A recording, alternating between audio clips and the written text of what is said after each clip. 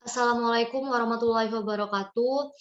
Di sini saya akan mempresentasikan studi kasus adaptasi tumbuhan terhadap cekaman suhu tinggi. Di sini saya berasal dari kelompok 4, nama Vera Yuniar, NIM 0804 1381 924054. Dan anggota saya terdiri dari 13 orang. Untuk jurnal yang pertama yaitu uji cepat tanaman gandum atau Triticum aestivum L terhadap suhu tinggi pada fase kecambah.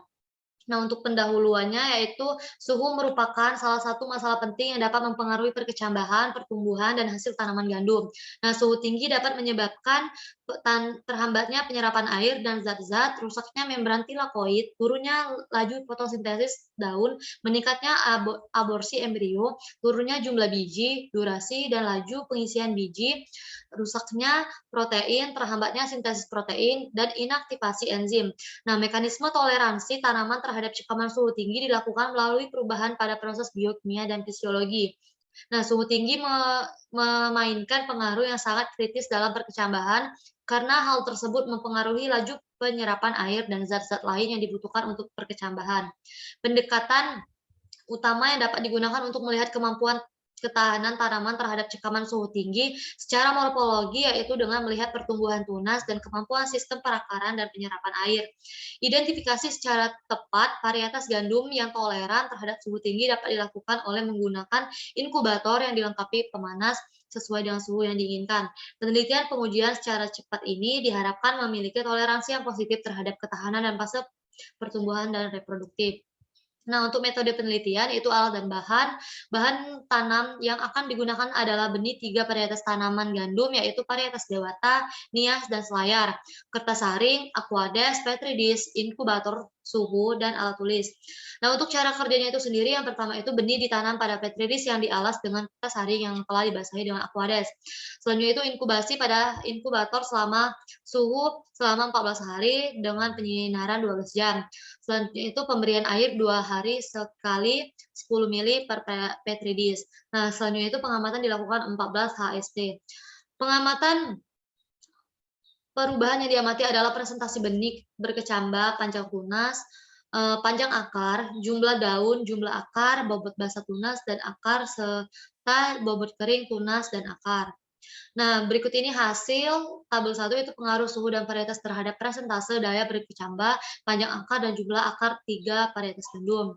Nah, untuk kesimpulan tabel 1 itu daya berkecambah itu meningkatnya suhu menyebabkan terhambatnya proses perkecambahan karena mempengaruhi proses imbibisi dan laju penyerapan air.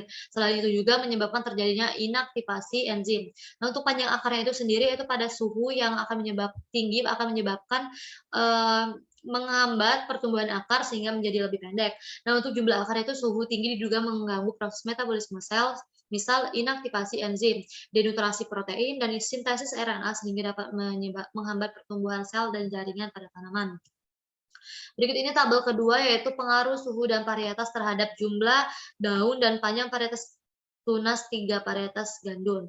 Nah, ini cekaman suhu tinggi cenderung menurunkan tinggi tunas, kecambah, gandum pada semua varietas yang diujikan. Tinggi tanaman merupakan salah satu indikator pertumbuhan maupun parameter yang digunakan untuk mengukur pertumbuhan oleh pengaruh lingkungan. Nah, tabel ketiga ini itu pengaruh suhu dan varietas terhadap bobot basah, bobot kering, tunas, dan akar 3 varietas gandum. Nah, tabel ketiga ini yaitu pengaruh suhu dan varietas secara tunggal maupun interaksinya tidak berpengaruh nyata terhadap bobot kering, tunas, dan akar. Nah, berikut ini gambar morfologi kecambah pada berbagai suhu inkubasi.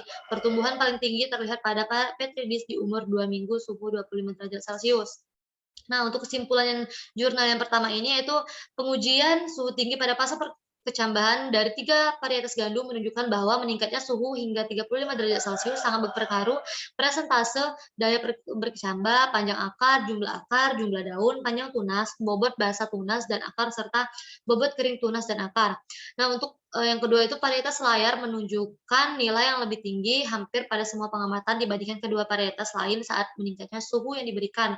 Hal ini diduga bahwa varietas layar saat fase kecambah menunjukkan respon ketahanan suhu tinggi yang lebih baik dibandingkan dengan varietas dewata dan nias.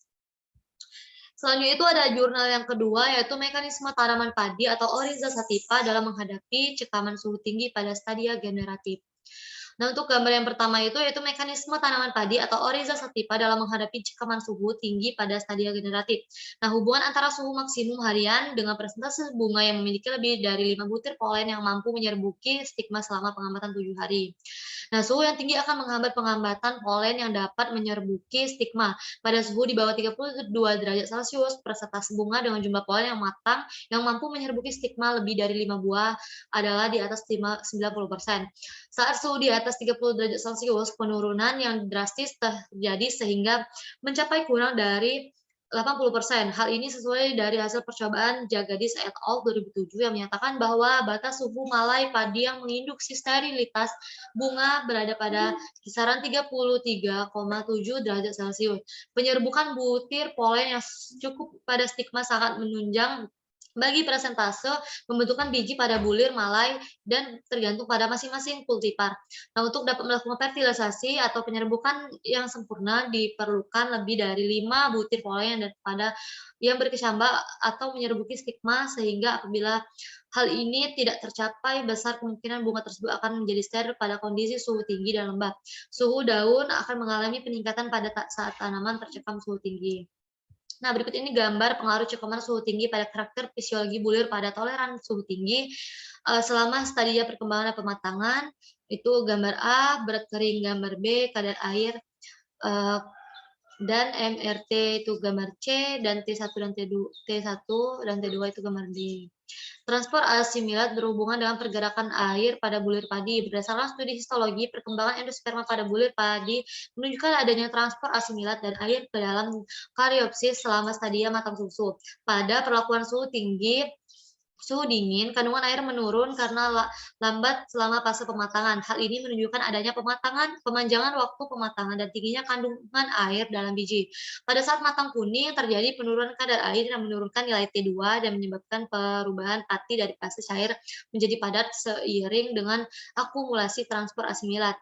Perubahan ini memacu pemadatan endosperma dan pembentukan biji transparan atau sempurna. Suhu rendah menyebabkan pemanjangan waktu pemasakan pada padi dan penurunnya laju fotosintesis dan menunda proses dehidrasi, akumulasi bahan kering, dan pati.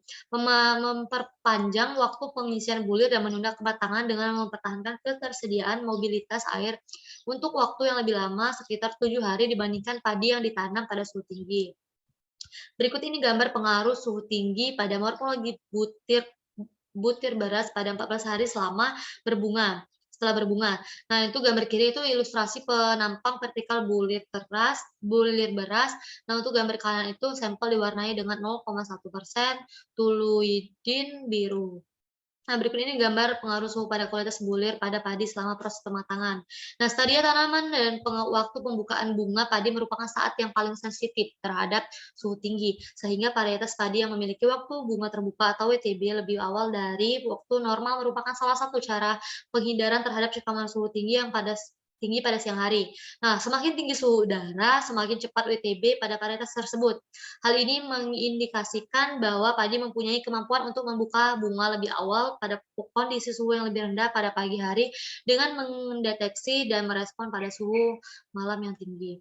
Nah, mungkin itu saja hasil review jurnal dari saya. Terima kasih. Wassalamualaikum warahmatullahi wabarakatuh.